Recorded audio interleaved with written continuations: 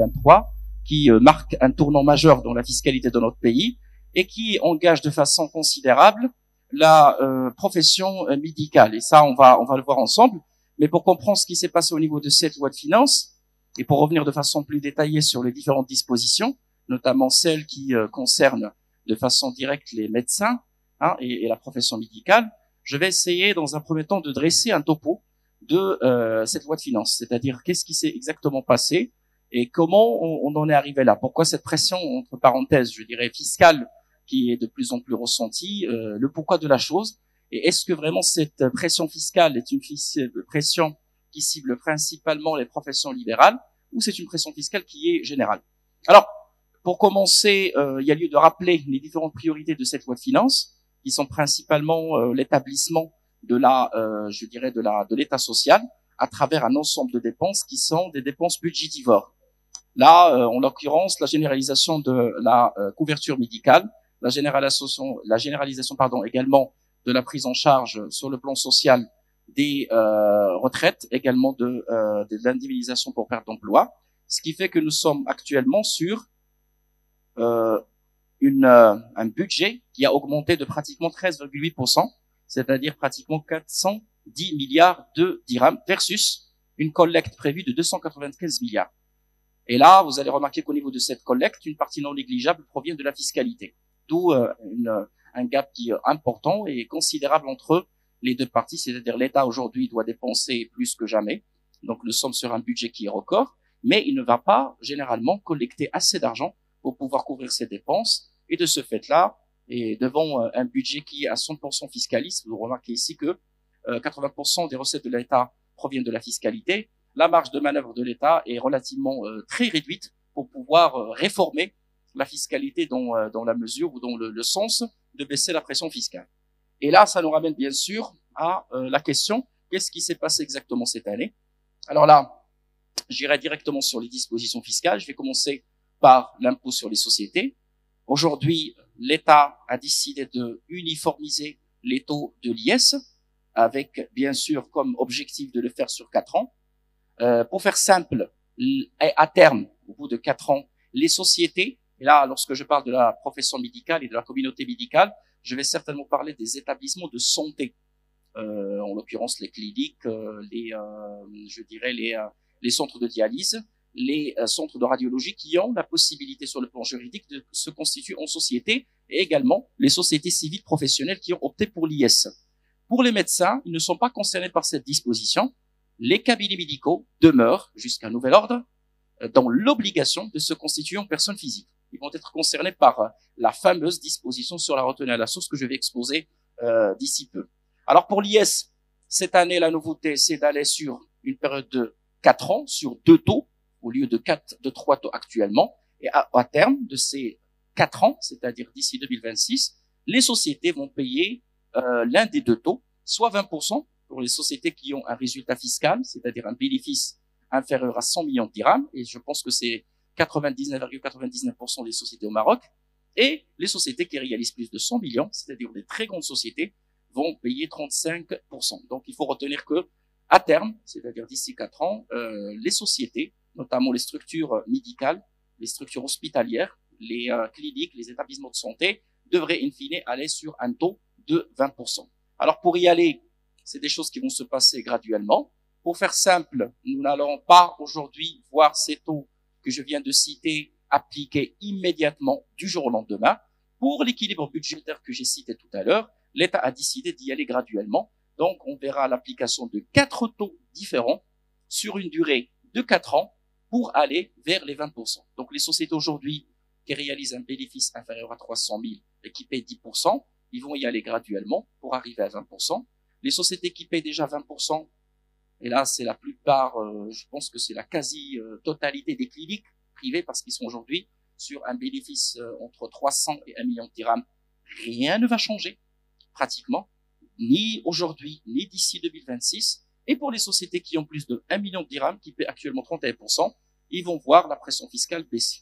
Donc ça, c'est par rapport à l'IS qui concerne, comme je l'ai expliqué, soit les centres de dialyse, soit les centres de radiologie, soit certains laboratoires plutôt d'analyse, c'est-à-dire les laboratoires d'analyse, et là j'ouvre une petite parenthèse pour dire qu'il y a un paradoxe au niveau de l'application de la loi.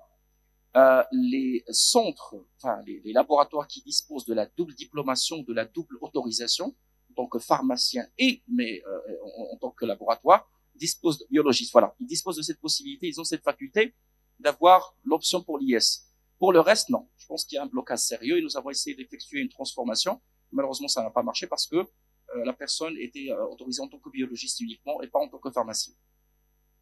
Alors, deuxième bonne nouvelle, parenthèse, c'est que les sociétés que je viens de citer qui distribuent des dividendes, ceci concerne les médecins qui sont actionnaires dans des établissements de santé, ben aujourd'hui les dividendes, c'est-à-dire les bénéfices des actions qui sont aujourd'hui à 15% comme imposition,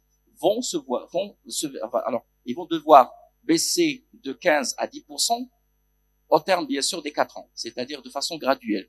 Pour faire simple, les médecins aujourd'hui qui disposent d'actions dans des structures médicales, en l'occurrence les cliniques, et en cas de distribution de bénéfices, de distribution de dividendes, ils vont finalement ne payer que 10% au lieu de 15% qui est appliqué actuellement. Donc là, c'est une baisse de la pression fiscale sur les rémunérations des actions. Très rapidement, là, j'irai bien sûr sur notre sujet de base, le sujet qui concerne les médecins, c'est la retenue à la source. Alors là, il faut qu'on soit d'accord sur une chose, la retenue à la source ne touche pas uniquement les médecins, elle touche les rémunérations. Et là, je dirais un petit peu l'idée selon laquelle cette retenue à la source a été instaurée pour, entre parenthèses, surtaxer la rémunération des médecins serait fausse au regard, bien sûr, de la loi. Alors la loi, qu'est-ce qu'elle prévoit? Il dit que ce qui est taxé, ce n'est pas les médecins, c'est les rémunérations des honoraires qui sont, bien sûr, appliqués à plusieurs professions, dont les professions médicales. Et là, vous allez voir ici, j'ai mis une panoplie de ces professions, en l'occurrence les adouls, les notaires, les interprètes, les experts comptables, les infirmiers, les kinés, un peu tout le monde. Tout le monde est concerné par cette disposition. Ce n'est pas uniquement la profession médicale. Et également, les commissions de courtage. En d'autres termes, les professions d'intermédiation, telles que les agents immobiliers et les agences de voyage. Donc, retenez que les deux populations de revenus, pas de profession, qui seraient concernées par cette disposition sont les honoraires, l'ETAB, et les commissions d'intermédiation, l'umulat, le wasata. Donc là, on taxe la rémunération et on taxe pas les personnes. Donc là, effectivement, voilà ce qui est prévu au niveau de la loi. Alors, la grande question est, à combien on va être taxé? Alors, pour faire simple, si aujourd'hui, la rémunération serait émise par un médecin, personne physique, ce médecin, aujourd'hui, s'il est, je dirais, rémunéré ou s'il percevrait une rémunération de la part d'une structure qui est identifiée fiscalement, et pour faire simple, c'est le cas, par exemple, de la CNSS sur lequel je vais revenir, on va lui prélever 10%. De facto, les patients de passage sont exclus. Un médecin dans son cabinet qui reçoit des patients, ils ne vont pas lui prélever les 10%. Il va être payé à 100%. Donc, rien ne va changer par rapport aux patients de passage ou aux patients qui consultent directement au sein des cabinets médicaux. Rien ne va se passer. Par contre, si vous avez le cas d'un médecin qui a un cabinet, mais qui serait par exemple un médecin de travail, payé par une entreprise qui est identifiée fiscalement, alors là, cette entreprise va lui prélever les 10%. Chaque fois qu'un médecin est payé par une personne morale identifiée fiscalement, cette personne morale va lui prélever les 10%. Dès qu'il est payé par une personne physique, rien ne va se passer et les choses vont rester comme ça a été le cas en 2022 et antérieur. Pour faire très simple. Maintenant, on parle de 10%, les 5% seraient prélevés par rapport, bien sûr, et là je parle bien sûr des personnes morales, pas des personnes physiques, le cas des cliniques. Si les cliniques seraient aujourd'hui payées par une personne morale publique, étatique ou sous tutelle étatique, cette personne morale va lui prélever 5%. Exemple simple, vous avez une prise en charge d'une clinique qui a été, par exemple, prise en charge par une compagnie d'assurance. La compagnie d'assurance ne va rien faire. La compagnie d'assurance va continuer à rémunérer la clinique, comme ça a été le cas auparavant, parce que c'est une personne de droit privé. Par contre, si c'est la CNSS ou la CNOPS ou une mutuelle étatique, elle va lui prélever 5%. Voilà cette histoire de retenue à la source qui est, je veux dire, elle est d'une simplicité extraordinaire. Maintenant, il faut absolument se dire que rien ne va se passer par rapport aux patients, bien sûr, personnes physiques, qui continueront, bien sûr, à vous payer. Il n'y aurait pas de prélèvement à faire. Ce n'est que lorsque vous allez percevoir en tant que médecin, je parle à des médecins, des rémunérations d'une contrepartie autre que des personnes physiques où vous allez être prélevé à 10%. Et je vais revenir sur l'histoire de la CNOPS et de la CNSS. Alors là, effectivement, j'ai mis ici ce que vous avez certainement dû, je parle des médecins qui opèrent ou qui effectueraient des actes médicaux au sein de cliniques. Alors là, les cliniques aujourd'hui sont dans l'obligation de présenter des dossiers médicaux précisant 3 composantes. Je demande votre attention parce que c'est très important. Un dossier médical transmis au titre d'une prise en charge par une clinique doit aujourd'hui se composer de 3 composantes majeures. La première, c'est les honoraires des médecins. La deuxième, c'est la pharmacie et le dispositif médicaux. La troisième, c'est la prestation de la clinique. Pourquoi? Parce que pour le premier cas, c'est un prélèvement de 10%. Si l'organisme, le tiers payeur ou l'organisme de prévoyance sociale serait un organisme étatique, cet organisme étatique doit prélever les 10%. Donc le médecin qui va aujourd'hui présenter sa note d'honoraire pour qu'il soit payé dans le cadre d'un acte médical pris en charge par une clinique, on va lui prélever 10% à la source. Le cas de la CNSS à titre d'exemple. La deuxième partie qui est la partie relative aux prestations de la clinique. Restauration, hébergement, prise en charge post-acte médical, période de convalescence, suivi, ainsi de suite. Ça, c'est 5% qui va être prélevé par cet organisme qui se doit d'être un organisme étatique. Je dis bien étatique. Si par hasard, le dossier médical serait transmis à une compagnie d'assurance ou une mutuelle de droit privé, rien ne va se passer.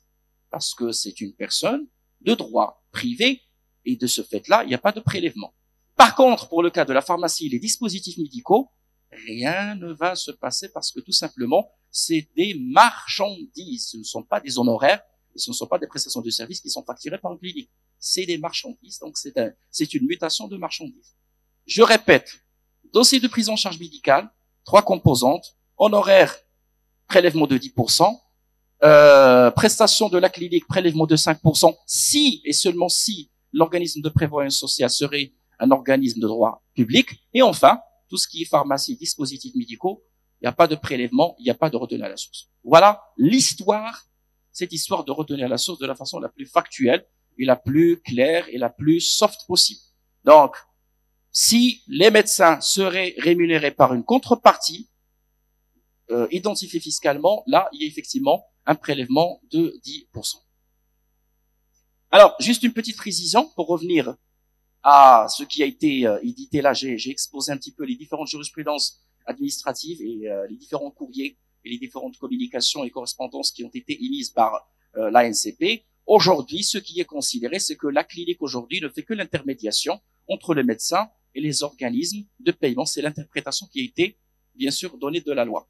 Alors, normalement, il était question de dire, finalement, le client, parenthèse, du médecin serait la clinique. Ce n'est pas le cas. Voilà pourquoi le dossier de prise en charge que je viens de vous décrire doit être organisé de la sorte. Ça, c'est pas moi qui le dis. C'est aujourd'hui l'administration fiscale qui le demande de façon claire. Si vous voyez aujourd'hui l'avis de la DGI, il demande de splitter clairement, de splitter de façon claire la facture de la clinique pour identifier chacune des 3 composantes que j'ai citées et de n'appliquer, bien sûr, la retenue à la source que sur la partie concernée et que le traitement soit un traitement qui est, bien sûr, adéquat. Alors là, pour la partie retenue à la source, c'est tout ce qu'il y a à dire. Alors, très rapidement, pour les médecins vacataires, la nouveauté cette année, c'est que, alors, par médecin vacataire, c'est le médecin qui n'a pas de patente. C'est le médecin, aujourd'hui, qui pratique ou qui effectue des actes médicaux au sein d'un établissement de santé, et ce médecin n'aurait pas de patente. Dans ce cas bien précis, le traitement est identique, c'est un prélèvement de 30% libératoire. Lorsqu'on dit aujourd'hui libératoire, voilà pourquoi j'ai tenu à le préciser, c'est que ce médecin, une fois qu'on va lui prélever les 30%, il est libre de toute déclaration il est libre de toute, entre parenthèses, poursuite sur le plan fiscal. Donc, c'est-à-dire, il récupère les 70% et ça s'arrête là. Par contre, je reviendrai à votre cas, bien sûr, en tant que médecin qui sont patentés, les médecins à qui on va prélever les 10%. Alors, l'avantage, c'est que la retenue à la source n'est pas un nouvel impôt. C'est une avance sur imposition. Pour faire simple, vous allez opérer, vous allez pratiquer tout au long de l'année, on va vous prélever autant de retenue à la source. À la fin de l'année, vous allez déposer votre bilan et vous allez faire votre comptabilité. Tout ce que vous avez avancé au titre de la retenue à la source, vous avez le droit de l'imputer sur l'imposition que vous allez calculer. Ce n'est qu'une avance sur imposition. Ce n'est pas un nouvel impôt, ce n'est pas de l'argent perdu. Et même la loi précise qu'en cas de surplus, vous avez le droit de demander la restitution. La retenue à la source n'est pas une nouvelle imposition, ce n'est qu'une avance sur imposition. Il faut qu'on soit très très clair sur ce sujet bien précis parce que beaucoup de choses ont été dites et beaucoup de personnes penseraient que cette retenue à la source est de l'argent perdu. Ce n'est pas le cas, c'est une avance sur imposition. Alors, je vais essayer d'avancer. Alors, très rapidement, sur le cas de l'auto-entrepreneur. Bon, pour faire simple, aujourd'hui, les auto-entrepreneurs, et on parle bien sûr des auto-entrepreneurs prestataires de services, le traitement actuel, c'est de déclarer avec un seuil qui ne doit pas dépasser 200 000 dirhams pour ne payer que 1%. Si aujourd'hui, vous avez un auto-entrepreneur ayant un monosegment, un monoclient, alors c'est là où la problématique se pose. En d'autres termes, pour les auto-entrepreneurs qui respectent le seuil de 200 000 dirhams de chiffre d'affaires, de volume d'affaires, s'ils ont plusieurs clients, ceci ne pose pas de problème. Mais pour les personnes qui ont des clients avec qui ils réalisent chacun quelque chose qui dépasse 80 000, là, il y a un vrai sujet. Alors, le raisonnement, il est très simple. Si vous déposez votre facture en tant qu'auto-entrepreneur, on va vous prélever, bien sûr, vous allez à la fin déclarer quelque chose comme 1%. Par contre, si vous allez déposer un volume de facture par année dépassant 80 000 dirhams pour le même client, dès que vous allez dépasser les 80 000, vous allez passer de 1% à 30%. Et toute personne, c'est-à-dire avec qui vous travaillez, il a l'obligation de vous prélever à partir de 80 000 dirhams 30% de retenue à la source au lieu d'un volume d'affaires qui est taxé à 1%. Là, c'est pour combattre la précarisation du salariat selon l'argumentaire qui est proposé par l'exécutif. Mais là, effectivement, nous ne parlons que des prestataires de services. Donc aujourd'hui, le régime de l'auto-entrepreneur, si on parle d'auto-entrepreneur qui travaille avec les mêmes contreparties, devrait sérieusement être impacté par ces dispositions fiscales. Très rapidement, pour les revenus locatifs, ceci vous concerne exactement. Figurez-vous, en tant que médecin, vous avez des loyers, effectivement, que vous allez, si j'ose dire, déclarer. Alors, aujourd'hui, avant, bien sûr, 2023, le traitement était comme suit. Les propriétaires avaient la possibilité de déclarer eux-mêmes. Et vous n'avez pas, en tant que médecin, l'obligation de prélever quoi que ce soit. À partir de cette année, je pense qu'au titre du mois de janvier et de février, vous avez l'obligation de prélever la retenue à la source au profit de l'État. Parce que l'État, aujourd'hui, n'accepte plus, dans le cadre bien sûr de la loi de finances, n'accepte plus de déclaration spontanée. Pour faire simple, si aujourd'hui vous avez un cabinet médical et vous louez à une personne physique, je dis bien personne physique, je ne parle pas de personne morale, je ne parle pas de habous, je ne parle pas en quelque sorte de société de gestion locative, je parle de personnes physiques. Par le passé, vous versez le brut, 100%. Cette année, vous avez l'obligation de prélever la retenue à la source et de la reverser à l'État. Demandez ceci à vos comptables, ils vont vous en parler parce que c'est une nouveauté de la loi de finances. Donc, du travail de plus et une responsabilité qui vous incombe directement en tant que médecin. Si problème il y aurait, c'est le médecin aujourd'hui qui va être tenu pour responsable, ce n'est pas le propriétaire. Là, c'est la nouveauté de cette loi de finances. C'est aujourd'hui, vous devriez, au titre ne serait-ce que janvier, février, avoir déjà prélevé la retenue à la source. Si c'est pas le cas, c'est à partir de mars. Ça, c'est une obligation qui est légale. Alors, si vous avez des biens que vous louez, alors là, les choses ont changé. À partir de l'année prochaine, vous allez tout intégrer dans le cadre de votre déclaration de revenus global qui, bien sûr, qui est opéré et effectué le mois d'avril. Donc, durant le mois d'avril, vous avez l'obligation de faire une sommation de vos revenus, les revenus professionnels au titre de votre activité médicale et vos revenus au titre de retombées et de revenus de foncier, revenus je dirais revenus qui sont locatifs, et vous allez appliquer à l'ensemble de ces revenus-là le taux que vous appelez le taux de 38%, même si c'est un peu démesuré parce que je vais vous expliquer par la suite, c'est pas 38%. Et vous avez la possibilité pour les revenus locatifs d'appliquer un abattement de 40%. Pour faire simple, vous n'allez être imposé que sur 60% de vos loyers. Perçus, pas facturés, pas contractualisés, perçus. Par contre, les 38%, c'est un barème progressif. Vous appliquez pour chaque tranche un taux donné. Le 38, c'est le taux extrême. Et juste pour la partie qui dépasse 180 000 dirhams. Le taux moyen est de l'ordre de 20, 23 à 24%. Le taux moyen. Donc, vous payez les impôts pour l'IR au taux moyen de 24%. Ce n'est pas 38%. Juste pour remettre les choses dans leur contexte. Alors, très rapidement, pour la partie TPI, la taxe sur les profits immobiliers.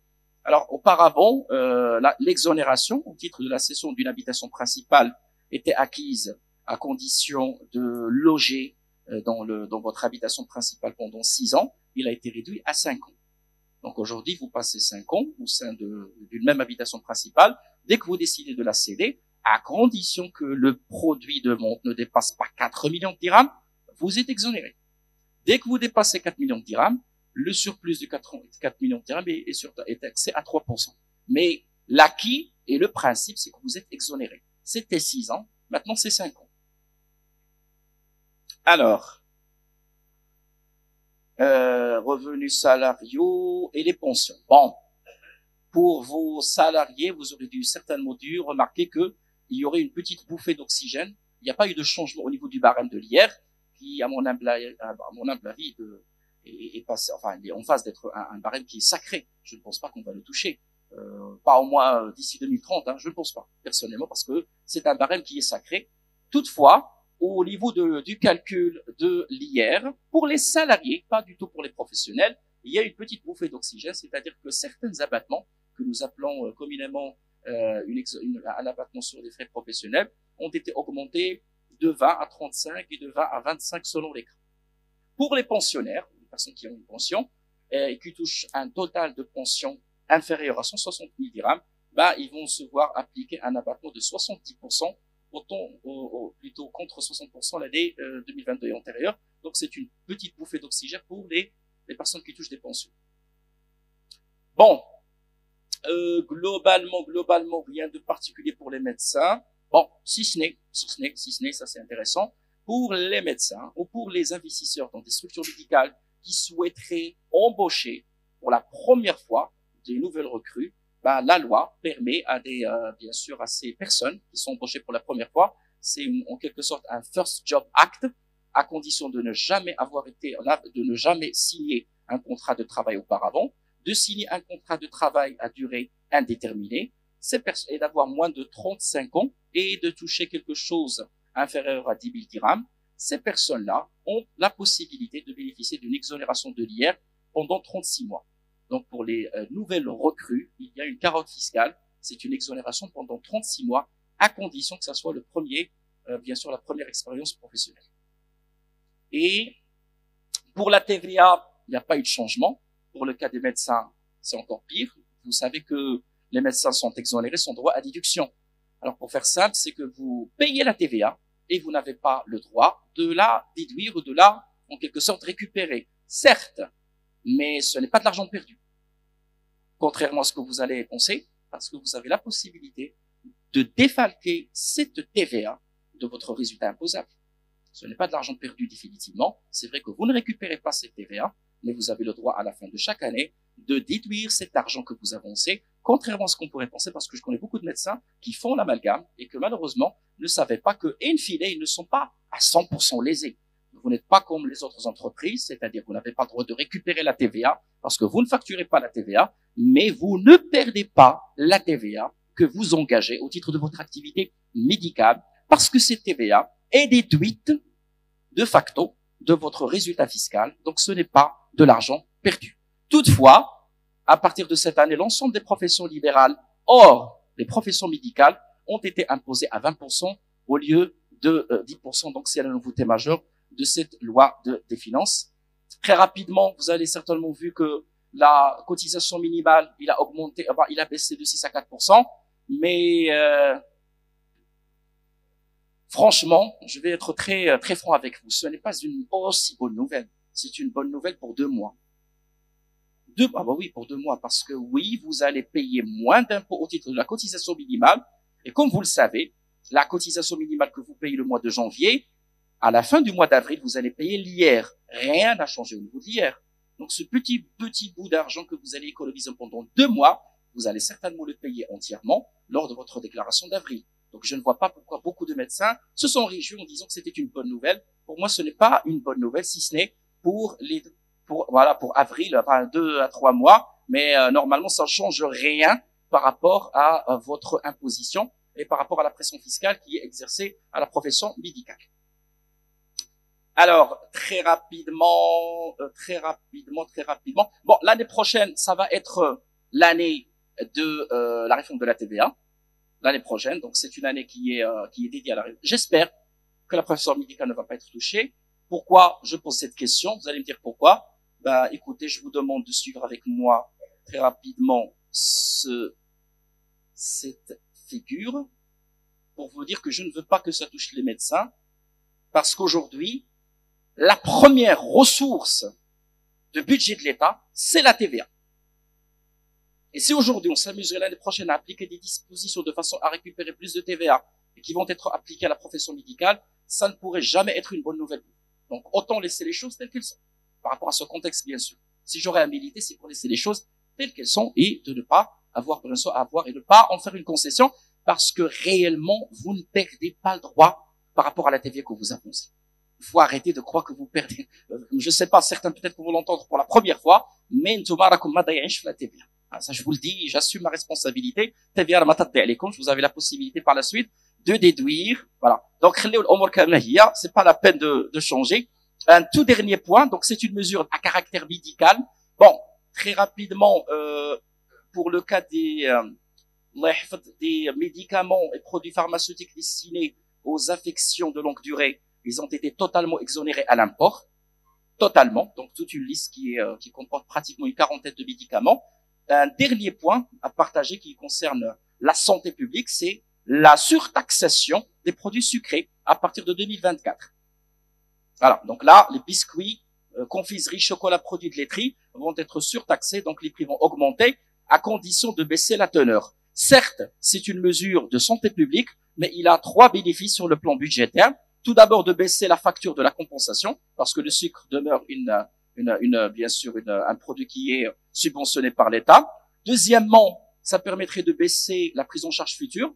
Vous êtes médecin, c'est pas à vous que je vais le dire. Vous savez très bien que le sucre, c'est parmi les causes de l'insuffisance rénale, si je m'abuse. Je suis pas spécialiste là-dessus. Et en dernier lieu, c'est une source supplémentaire pour le budget de l'État. C'est des impôts, c'est de l'argent de plus. Voilà.